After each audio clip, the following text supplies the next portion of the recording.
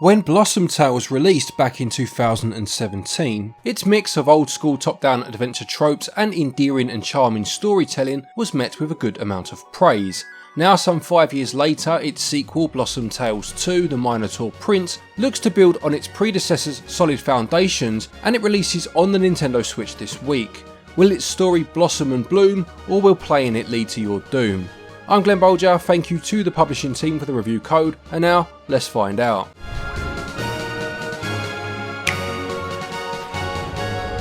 So as was the case with the first game in this series, the story is told via an old man telling a tale to his grandchildren and incorporating their names into the narrative. Protagonist Lily takes part in a tournament in her town of Blossom, held annually to celebrate the vanquishing of the Minotaur King many years ago.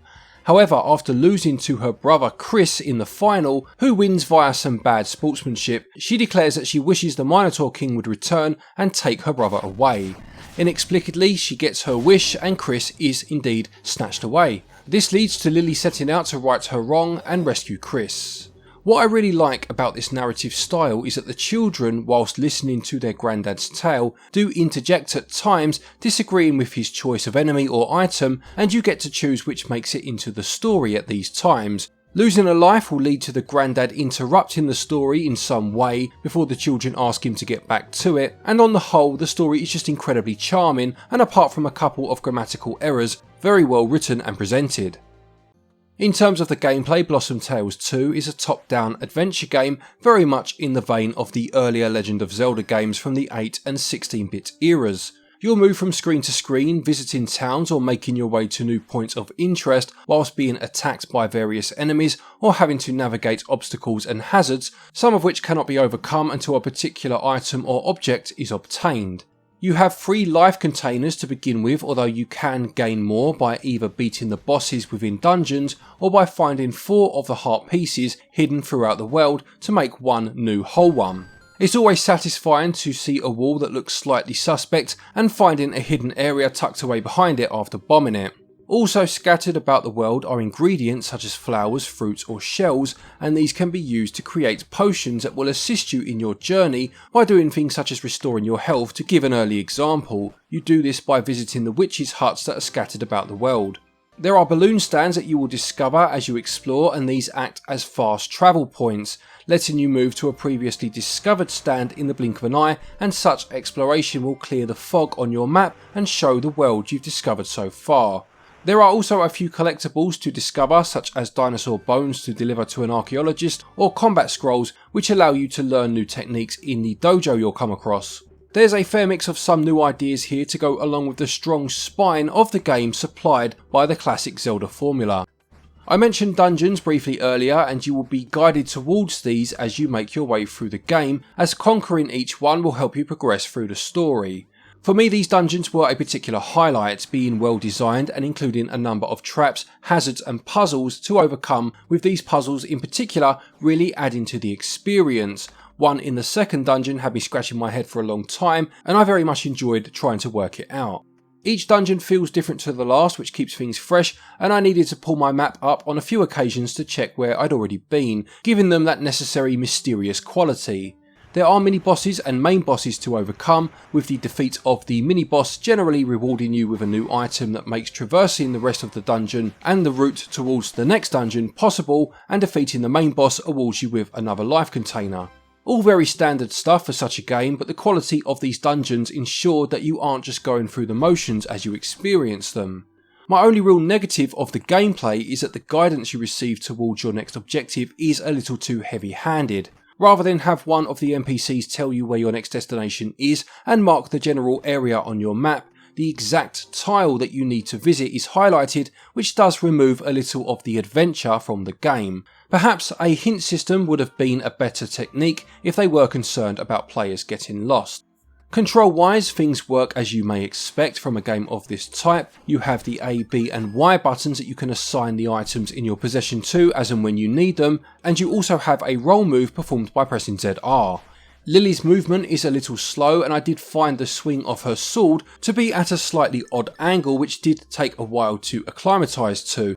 I also feel that some of the more often used items could have been assigned to their own permanent buttons to free up an extra space for an item, or at least have one more action button available.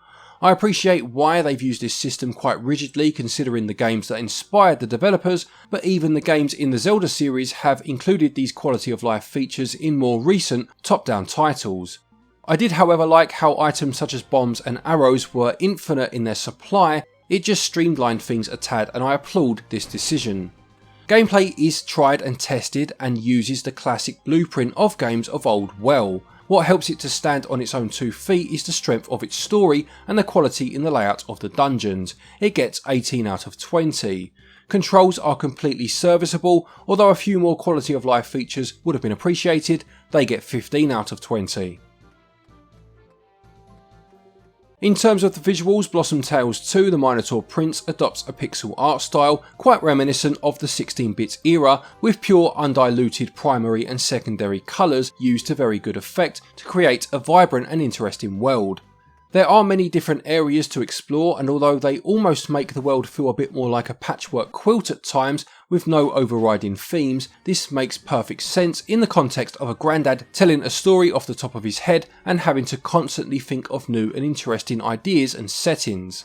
One downside to mention though was that the maps in the dungeons were of quite a poor quality when zooming in, which made navigating the dungeons harder than it had to be, and this was a rare negative in what is otherwise a very crisp looking game. As I mentioned, there are many nods played, particularly to the Zelda series, and for the most part these are handled very well. Even when being quite explicit about it, they are wrapped in the game's own narrative or style so well that they never feel as if they cross the line.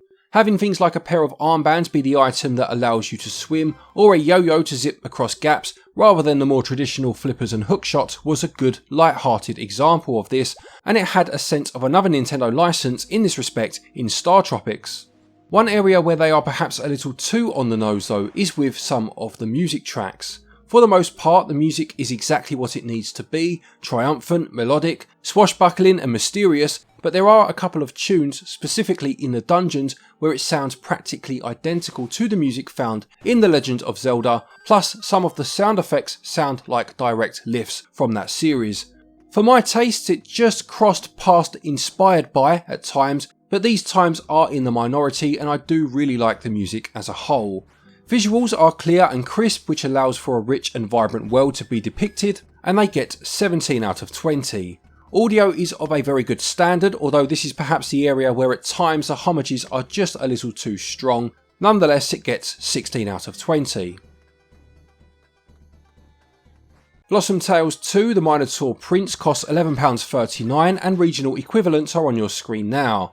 This is actually cheaper than its predecessor for some regions, which is a surprising and entirely welcome decision. The game promises around 15 hours of gameplay, and there are the collectibles to uncover to provide a little more playtime for completionists. I feel that for the money being asked, the quality of the product, both in terms of presentation and the enjoyment it offers, particularly in regards to the dungeons, which I feel are very well designed, is fair, and anyone with a love of classic top-down adventure games will have a great time here.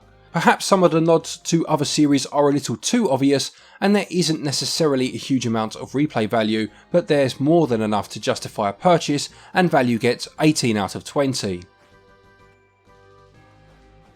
To conclude, Blossom Tales 2 The Minotaur Prince is an incredibly solid top-down adventure game which takes the classic components of older games of this ilk and fuses them with some of its own ideas and wraps it up in a unique and charming storytelling aspect. It pays homage well most of the time, giving clear nods to The Legend of Zelda in particular, and doing it in a playful and respectful way for the majority of that time, although once or twice, especially with some of the music, it is perhaps a little too forward in doing this. It also signposts the adventure a bit too much, although this didn't spoil the game for me at all, and actually it makes it a good game for younger players to attempt. If you enjoyed the first game, you'll love this one, and even if you didn't play that first one, you can easily jump in here and have a great time.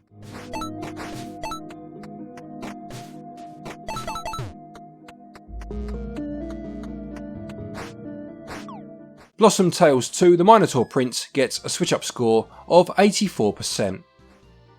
Thank you everybody for watching, I hope you enjoyed this review. Please do remember to leave a like if you did. Don't forget, if you are looking to pick this game up, or any other game for that matter, you can buy your eShop cards from our website, switchup.gg. There is 10% off of the price up until the end of this month if you use the code SwitchUp, and there's also a link in the description and the top pinned comment for Play Asia if you are looking to import anything. Again, use the link, use the code stated, and you can get yourself 5% off of an order from there. A quick thank you to our Patreons as always for your continued support, and to each and every one of you for watching our videos. Take care, and until next time, happy gaming.